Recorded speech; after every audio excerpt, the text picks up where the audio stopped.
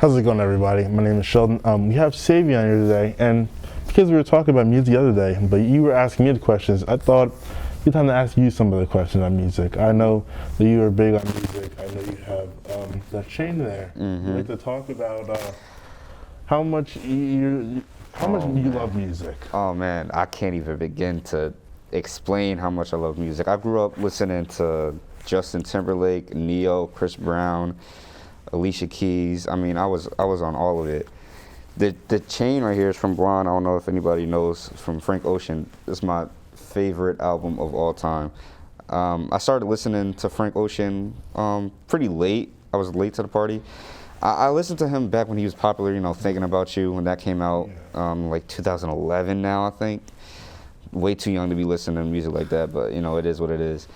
But in 2018, very early 2018, I was getting out of my junior year of high school, and I started listening to this new album, this new Frank album.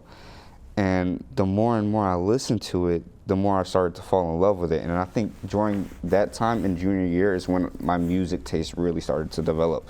Because before then, I would just listen to whatever was popular. You know, I listened to Uzi Vert, Drake, you know, stuff that was like popular at like school parties and stuff. But I never really had my own music taste until I started listening to Frank Ocean. And he kind of opened up the world for me when it comes to music and finding my own music identity, as I like to call it. So, and with that album, I mean, it's an hour-long album. It's only like 17 songs, a couple of skits on there, so that even makes it less. But it's just every single song on that album is like a 10 out of 10 for me. I don't know if you've heard it or not, but it's like. I listened to it a little bit. I never really got the chance to. I think I was kind of late to it too. I never really jumped on to it. I'm definitely gonna give it a try, cause I do like music. Like, I like the way that he sings and the way that he voices. I like that style. Vocalist. So I'm definitely gonna give it more of a try and see what it's like. But since you said that is your favorite album of all time, is there an album that you listen to that you just don't like? That usually, if it's an album I don't like, I forget about it, honestly.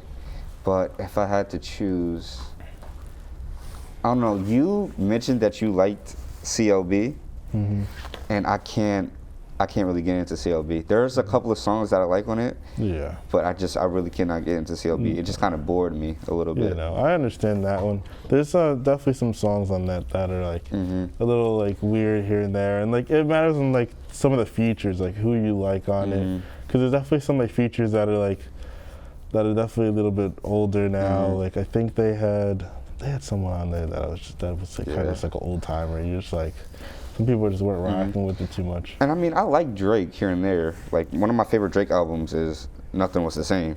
Like I love that album. But it's like with CLB, it's just like I said, a lot of the songs are just kind of forgettable or just boring to me. But there's some good songs on there, like Knife Talk, In Too Deep. What else?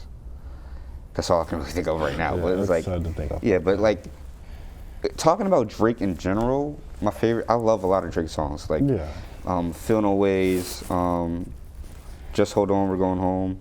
What's it called? Like some of the hype songs, like Nonstop, like you were talking about. Mob Ties, I like a lot. Like he just has a lot of good hits.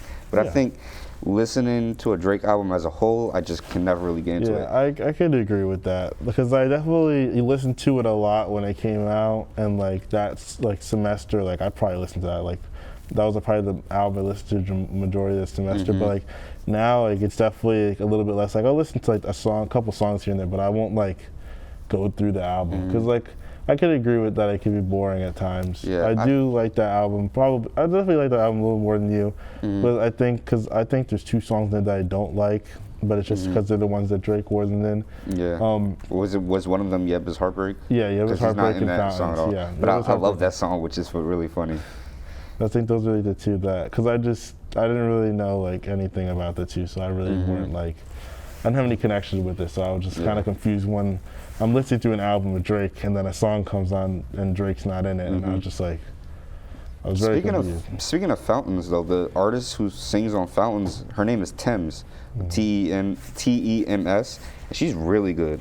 Like if you listen to her, she's like very good. I think she's from, I can't remember where she's from, so I don't even want to butcher it. But very good. If you like The vocals African are style good. music, just like good Jamaican style music, you gotta listen to The her. vocals sounded good. I just was very confused, like at the Mm-hmm. moment when I'm listening to like all the stuff, and I was Yeah. all of a sudden that comes on.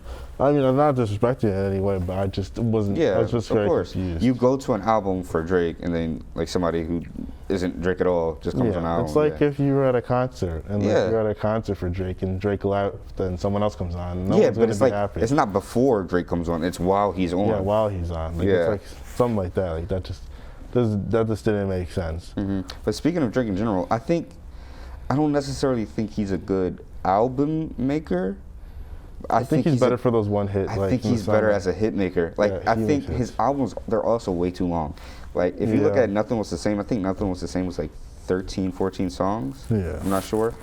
But like CLB Views, what was it called? What was the 20 Scorpion, I think it was Yeah, called? Scorpion. Like 20 something songs. Like there Yeah. does not need to be that many Scorpion songs. was, I think, Drake's best overall album. 'Cause Yeah? I think that was the one.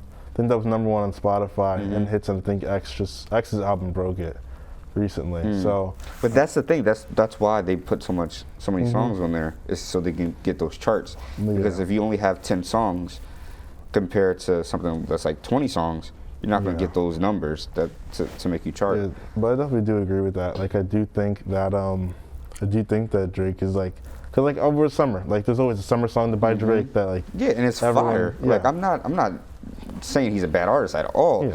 But it's like when it comes to album making, I can't really get into it. I just think that he just makes a lot of like he has one hits, Mm-hmm. but like he makes so many throughout the year that he just puts into an album. But then he'll just have like other songs that you just Other like, songs that he just kind of sneaks in there. Yeah, it kind of just sneaks in there.